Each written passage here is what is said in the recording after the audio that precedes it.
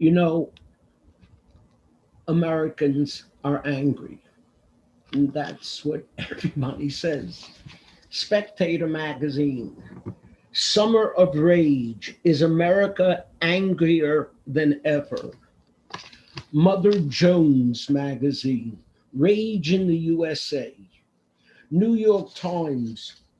What to do with our COVID rage.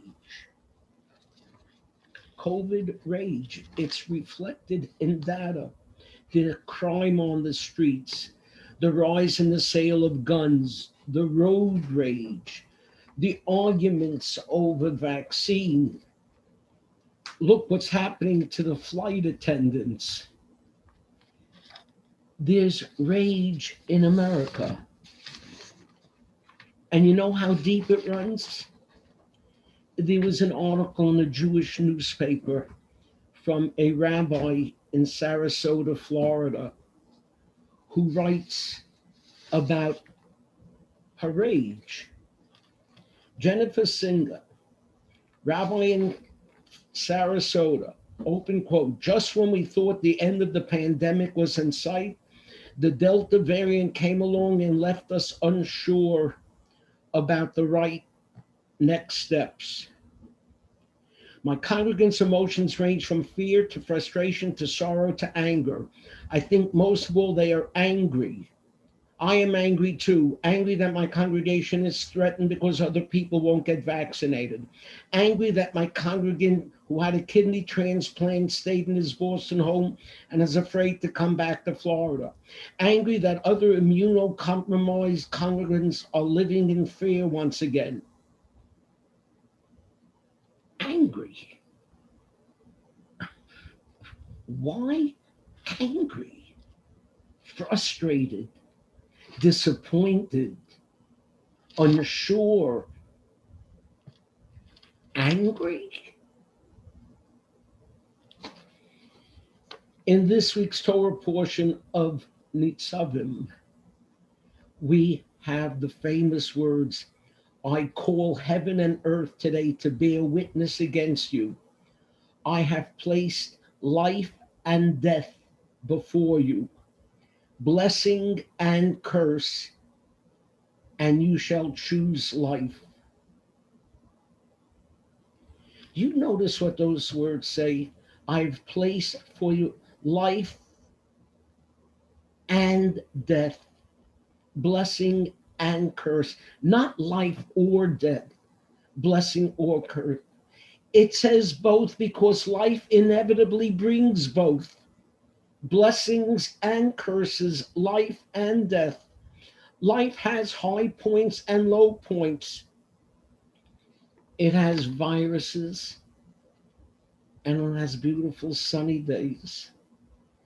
And oftentimes the good and bad come wrapped in the same package. You read about the woman who last week, because of the pandemic, was forced off a plane for one reason or another. So waiting in the airport, she bought a lottery ticket and won $1 million. That's life. Blessings and curses, they come hand in hand. And life is only livable if we learn how to live with both.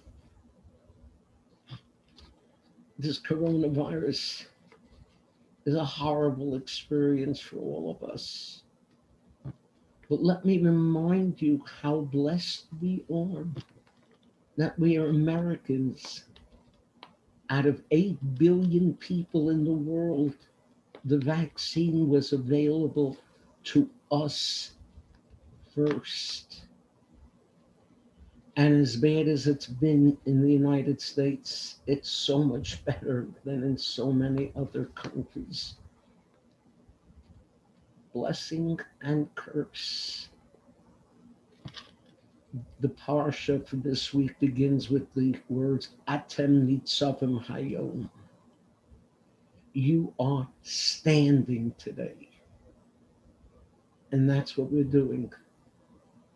We're standing and we're moving. We're moving on to a new year, which is going to bring the good and the bad, because that's what it's all about. But you know what? We wish each other a Shana Tova Umatuka, a good and sweet year. Why good and sweet? Because some things that are good for us are not necessarily sweet. Medicine is good for us, but it tastes bitter. So we wish each other to be a year of good and sweet. But notice, we wish each other a good year. Why not a great year? Because that's life. Good has to be good enough. If all of us are still here today, don't be angry. It's good enough that we're here, and let it continue to be even better in the year to come. Shana Tova, Shabbat Shalom.